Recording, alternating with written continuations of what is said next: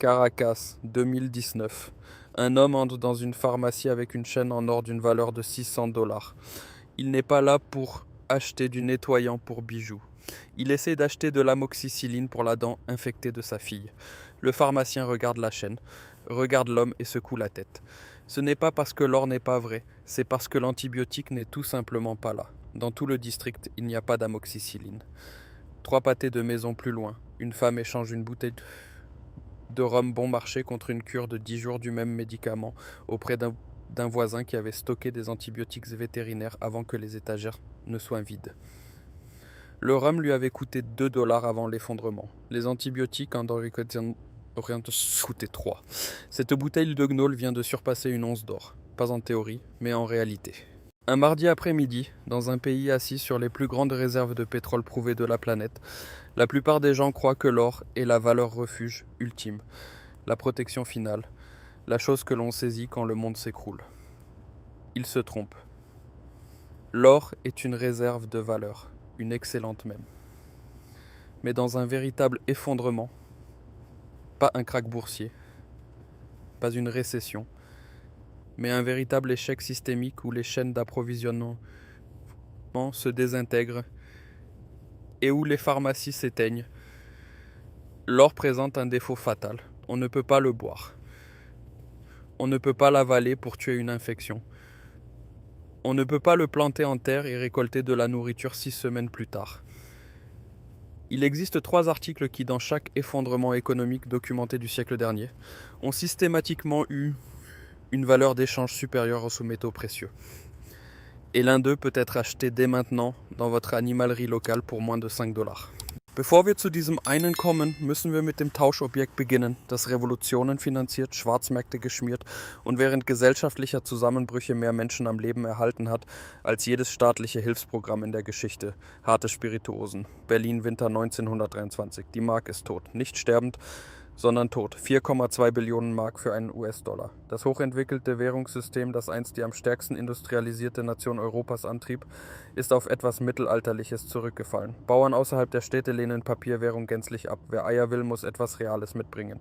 In den ausgebombten Bahnhöfen, den Hinterhöfen, nahe dem Alexanderplatz und den beengten Wohnungen, in denen bürgerliche Familien Möbel verbrannten, um sich zu wärmen, eine Sache bewegt sich schneller als alles andere: Schnaps. Kein edler Wein, kein gereifter Bourbon, sondern billiger, hochprozentiger Getreidealkohol. Die Sorte, die im Hals brennt und Farbe von einem Türrahmen löst. Er war transportabel. Er war teilbar. Man konnte genau die Menge ausgießen, die für eine Transaktion benötigt wurde. Er verdarb nicht. Er erforderte keine spezielle Lagerung. La plupart des guides de survie ignorent le fait qu'il remplissait plus de fonctions qu'une monnaie ne l'a jamais fait auparavant. Les alcools forts dans une économie effondrée ne sont pas seulement une boisson. Ils sont un anesthésique quand il n'y a pas de dentiste. Ils sont un désinfectant quand il n'y a pas d'iode. Ils sont un conservateur pour la viande quand il n'y a pas de réfrigération. Ils sont un solvant, un accélérateur de feu, et, plus crucial encore, ils sont un outil social qui amène des étrangers à se faire confiance assez longtemps pour conclure une transaction. Dans chaque économie de troc jamais documentée, de la République de Weimar au club de Trueck, argentin de 2002, en passant par les marchés informels vénézuéliens de 2018, l'alcool a lubrifié des transactions qui auraient autrement stagné. 2 étrangers ne se font pas assez confiance pour échanger. On partage un verre. La négociation échoue sur la valeur d'un sac de farine. Une bouteille sur la table change la température de la pièce. Ce n'est pas de la sentimentalité. C'est un comportement économique documenté sur 5 continents et 100 ans de données. Les archives fédérales allemandes de l'époque de Weimar montrent que les alcools, aux côtés des cigarettes, sont devenus l'étalon de prix informel pour les transactions au marché noir dès que le marque est devenu incommensurable. Les agriculteurs qui n'acceptaient pas une brouette pleine de billets papier acceptaient sans hésitation une bouteille de schnapps pour une douzaine d'œufs. Le mécanisme psychologique est simple. La monnaie papier nécessite une confiance institutionnelle. Une bouteille d'alcool ne nécessite que ses propres sens. On peut la voir, la sentir et la goûter. Sa valeur est évidente, d'une manière qu'aucune monnaie émise par l'État ne peut reproduire une fois que la confiance en cet État s'est effondrée. Pendant la crise argentine de 2001 et 2002. Lorsque le peso a été décroché du dollar et que le système bancaire a gelé du jour au lendemain, des clubs de troc appelés Nodos de Truec ont explosé dans tout le pays. À leur apogée, on estime que 6 millions d'Argentins y participaient. Des chercheurs de la Banque mondiale qui ont étudié ces réseaux ont découvert que les biens de luxe consommables, alcool, café, tabac, fonctionnaient comme une monnaie de fait au sein des clubs, atteignant souvent des taux de change dépassant de loin leur valeur de détail d'avant la crise. Une bouteille de Fernet, la mère populaire d'Argentine, pouvait être échangée contre des quantités de nourriture que l'on n'aurait jamais pu acheter avec son prix d'origine. Le raisonnement est autant psychologique que pratique. Dans un monde privé de tout confort, les petits plaisirs deviennent immenses. Un homme qui a mangé du riz et des haricots pendant 3 semaines paiera drastiquement trop cher pour un verre qui lui donne l'impression d'être humain pendant 1 heure. Cette prime émotionnelle n'existe pas pour l'or. Personne ne tient une pièce d'or en sentant une chaleur se diffuser dans sa poitrine. Des rapports de Reuters et Bloomberg en provenance du Venezuela entre 2016 et 2024 ont confirmé cette dynamique identique. Lorsque le bolivar s'est désintégré et que l'économie formelle a contracté de plus de 75%, des réseaux de troc informels ont émergé dans chaque grande ville. L'alcool, en particulier le rhum et l'aguardiente, est devenu l'un des 3 biens les plus échangés aux côtés des médicaments et de l'huile de cuisine. 1 litre de rhum qui coûtait l'équivalent de 50 cents avant la crise pouvait être échangé contre des marchandises d'une valeur de 10 ou 15 dollars en pouvoir d'achat réel. Pas parce que le rhum devenait rare, le Venezuela en produisait toujours, mais parce que son utilité dans une société en effondrement était presque infinie. On pouvait le troquer, le boire, désinfecter une plaie avec ou l'utiliser pour sceller un accord avec quelqu'un qui ne vous aurait autrement pas confié un sac de riz. Voici donc le calcul qui devrait reformuler votre approche de la préparation aux crises. Une seule bouteille de vodka de milieu de gamme vous coûte aujourd'hui entre 8 et 12 dollars. Stockée correctement, elle se conserve indéfiniment, des décennies, des siècles, techniquement. Dans une crise systémique, cette bouteille devient simultanément un outil médical, un instrument de troc, un lubrifiant social, un désinfectant, un conservateur et un moyen de remonter le moral. L'or ne fait qu'une chose, il reste là et a l'air précieux. L'alcool fort fait 6 choses. Et si vous négociez le dîner de votre famille, fermier qui fusille de pour vous plutôt précieux. La bouteille. Il existe quelque chose qui s'échange à un prix encore plus élevé que l'alcool. Quelque chose qui est devenu si précieux lors de l'effondrement vénézuélien que des gens ont tué pour l'obtenir. Et vous pouvez l'acheter sans ordonnance aujourd'hui, les antibiotiques. C'est le point qui devrait vous effrayer, car il révèle une vulnérabilité si fondamentale et si profondément ancrée dans l'architecture de la civilisation moderne que presque personne n'y est préparé. Dans une société fonctionnelle, une infection dentaire est un inconvénient. On appelle son dentiste. On obtient une ordonnance. 10 jours d'amoxicilline coûtent entre 3 et 7 dollars dans n'importe quelle pharmacie. Problème résolu. On n'y pense plus. Dans une société effondrée, cette même infection dentaire vous tue. Pas métaphoriquement, mais littéralement. Un abcès dentaire non traité peut se propager à l'os de la mâchoire, passer dans le sang et atteindre le cœur ou le cerveau. Avant l'existence des antibiotiques, c'était l'une des causes de décès les plus courantes. Les gens mouraient de coupures infectées, de dents gâtées et de petites blessures que nous traitons aujourd'hui avec une pilule et un verre d'eau. Ce n'est pas de l'histoire ancienne. C'était la réalité de base de l'existence humaine pour toute la civilisation jusqu'à ce qu'Alexander Fleming remarque en 1928 comment la moisissure tuait les bactéries. Lorsque la chaîne d'approvisionnement pharmaceutique du Venezuela s'est brisée entre 2016 et 2019, les hôpitaux se sont retrouvés à court d'antibiotiques de base. La Fédération pharmaceutique vénézuélienne a signalé des pénuries de plus de 85% pour les médicaments essentiels. Des mères avec des enfants malades ont conduit pendant des heures pour trouver une seule cure d'amoxicilline. Des personnes souffrant d'infections bactériennes traitables, le genre qu'une ordonnance à 5 dollars guérit dans un pays fonctionnel, sont mortes. Pas de maladie tropicale et exotique, pas d'une nouvelle pandémie. mais exactement des mêmes infections qui tuaient les paysans médiévaux. L'horloge n'a pas seulement été reculée de décennies, elle a été reculée de siècles. Et c'est là que ça devient vraiment sombre. Les personnes qui avaient stocké des antibiotiques avant l'effondrement ou qui avaient accès à des antibiotiques vétérinaires avec des principes actifs identiques aux médicaments humains détenaient soudainement l'objet de troc le plus précieux de tout le pays. Il était plus précieux que la nourriture, car la nourriture, on peut la piller, la faire pousser ou la chasser.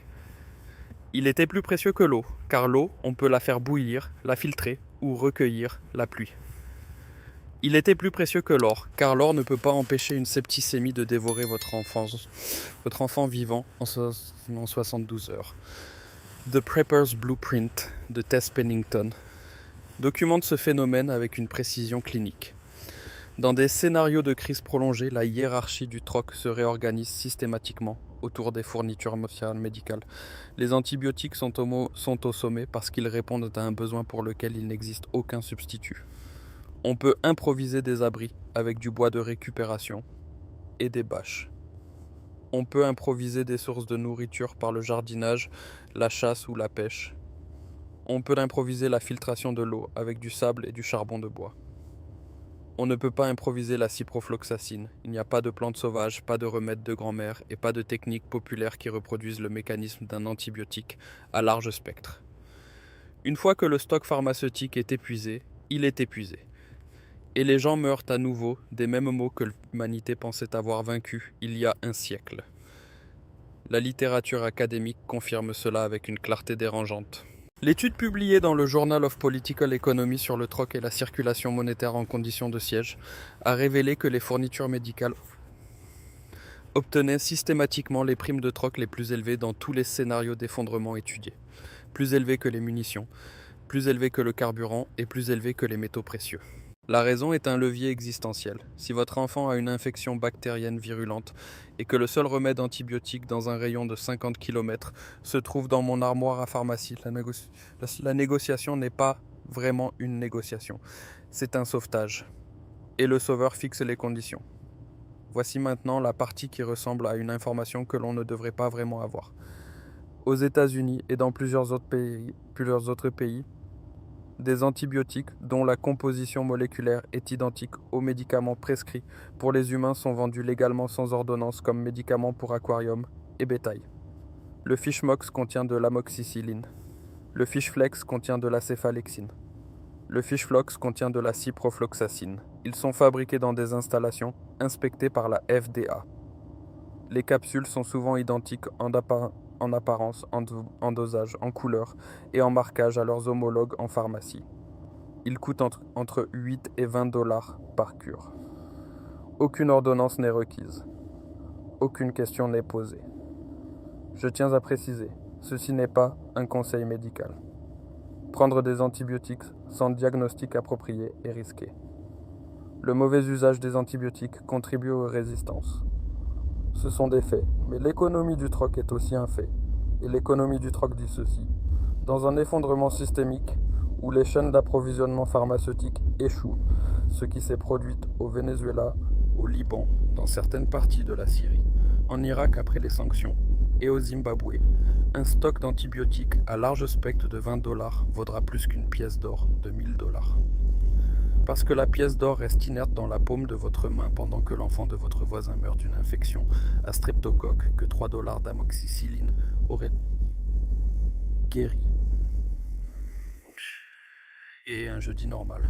Les archives fouillées de la protection civile de la FEMA reconnaissent indirectement cette réalité. Leur guide recommande de maintenir un stock de médicaments essentiels.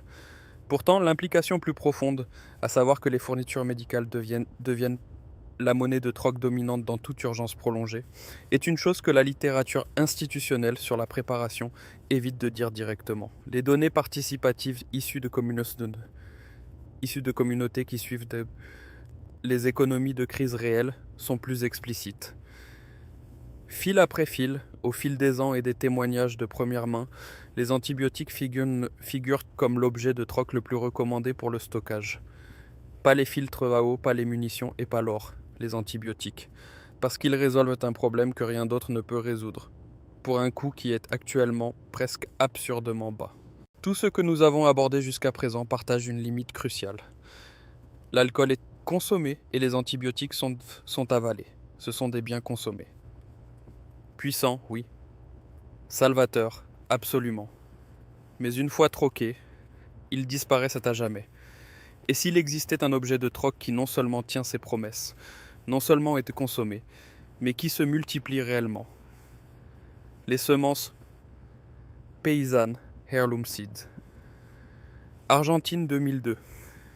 Le peso est décroché du dollar. Les comptes bancaires sont gelés. La classe moyenne fracasse des distributeurs automatiques à coups de marteau en plein jour. Le chômage dépasse 25%. Dans les clubs de troc qui surgissent partout à Buenos Aires et Rosario, quelque chose d'étrange se produit. De petits sachets en papier contenant des graines, tomates, courges, haricots, maïs, sont échangés à des taux qui n'ont aucun sens mathématique par rapport à leur prix de détail. Un sachet de graines de tomates anciennes, qui coûtait 40 centavos avant la crise, change de main pour l'équivalent de 15 ou 20 dollars en marchandises. Les études de cas de la Banque mondiale sur l'économie de troc argentine ont documenté comment la hiérarchie du troc s'est déplacée au fil du temps.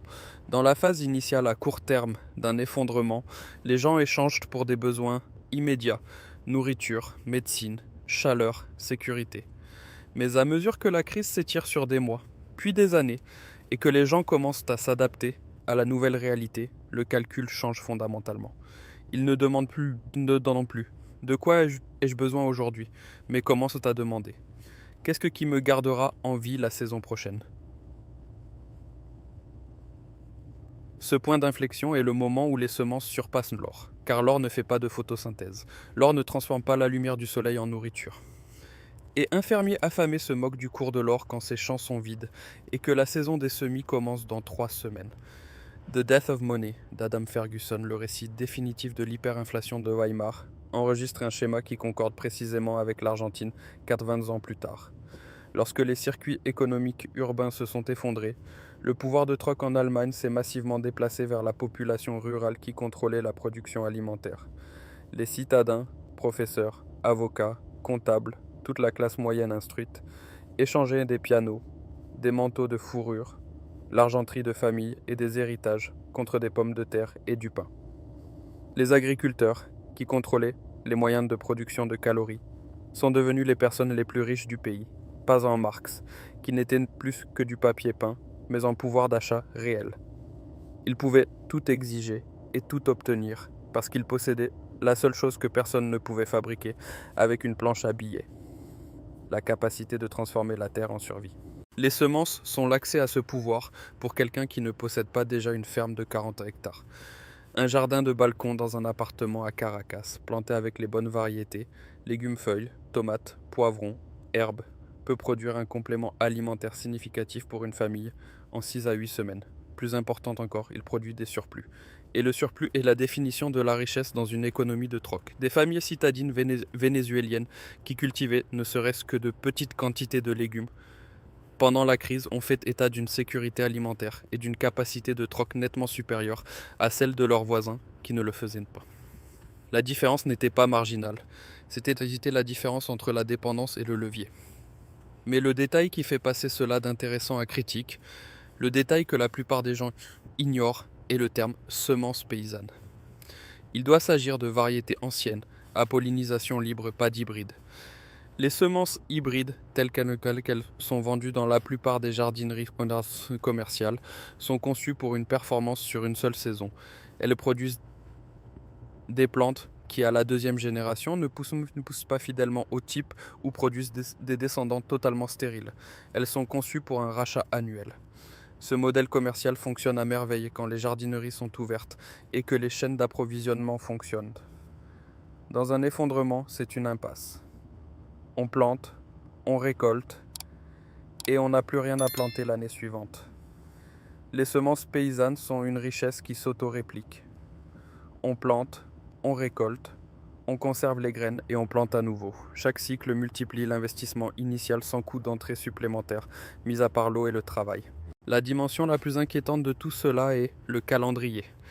L'or vous protège au premier jour d'une crise, l'alcool vous protège la première semaine, les antibiotiques vous protègent le premier mois, les semences vous protègent par la première année, et chaque année qui suit. Plus une crise dure, et la moyenne historique pour un effondrement économique grave n'est pas de quelques semaines ou mois, mais d'années, plus les semences deviennent précieuses par rapport à tout autre actif, y compris l'or. Car une once d'or n'achète rien à un fermier qui a déjà assez de pièces d'or, mais pas assez de plants de tomates pour le printemps prochain. Où cela vous laisse-t-il donc ? Vous venez de voir un schéma qui se répète dans chaque effondrement économique documenté des 100 dernières années. De Weimar à l'Argentine et du Venezuela au Liban. Les articles qui obtiennent les primes de troc les plus élevées lors d'un véritable échec systémique ne sont jamais les métaux précieux. Ce sont les choses qui répondent aux besoins auxquels l'or ne peut pas toucher, le bien-être physique, la survie médicale et la nourriture renouvelable. L'or est une réserve de valeur pour le monde entre les crises. Il préserve la richesse sur des décennies et transfère le pouvoir d'achat d'un système monétaire à l'autre. Cet euro est réel et personne ne le conteste. Mais dans la phase aiguë d'un effondrement, dans les semaines, les mois et les années où les chaînes d'approvisionnement sont interrompues, où les pharmacies s'éteignent, et où les rayons des supermarchés restent vides. L'or pèse lourd et inutilement dans votre poche, tandis que la personne à côté de vous échange sans hésiter une bouteille de rhum contre des œufs pour une semaine. La vérité inconfortable est que la véritable préparation aux crises ne consiste pas à accumuler l'actif le plus cher, mais le plus utile.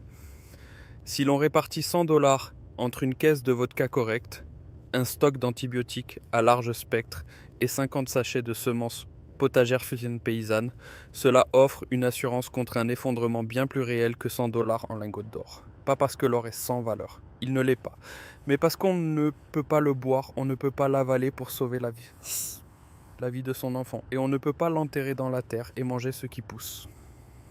Chaque empire qui s'est effondré a laissé les mêmes preuves médico-légales.